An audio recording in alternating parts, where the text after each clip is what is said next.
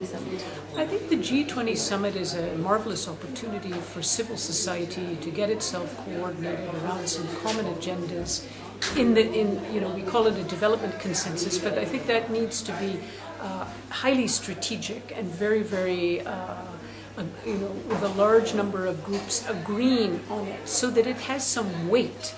What I think is Oxfam India has started an incredible process which needs to be enlarged and expanded by the huge number of NGOs in this country that are very aware of the changing role of the Indian state and the changing role of global politics, and why the G20 now is a very important body, not only to correct fiscal imbalances, but to look at really critical development agendas.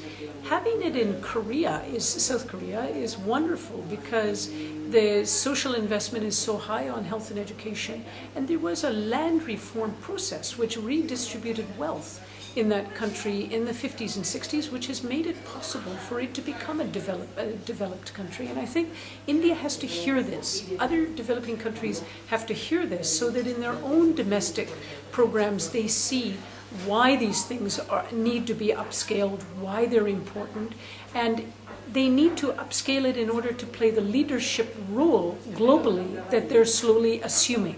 So I think a leadership role globally doesn't come because you get a Security Council seat. A leadership role globally comes because you're able to articulate global interests in such a way that a large number of countries, developing countries particularly, can share that. And just as India had created in many other times during the non-aligned movement that kind of consensus, it has to do it today. So Seoul is an opportunity for the NGOs to push the government to take on a very progressive development agenda within the economic and financial discussions which will be carried out, and be seen in that kind of leadership role.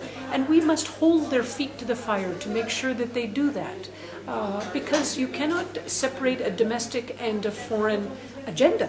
There has to be a seamlessness between your domestic and foreign agenda. So knowing that we have such high degrees of poverty, with 50% of the most malnourished children in the world in India, we need to take the development agenda very, very seriously and be seen to be taking it seriously in a leadership position with our fellow colleagues in other developing countries and within the G20. So I think that is very, very important.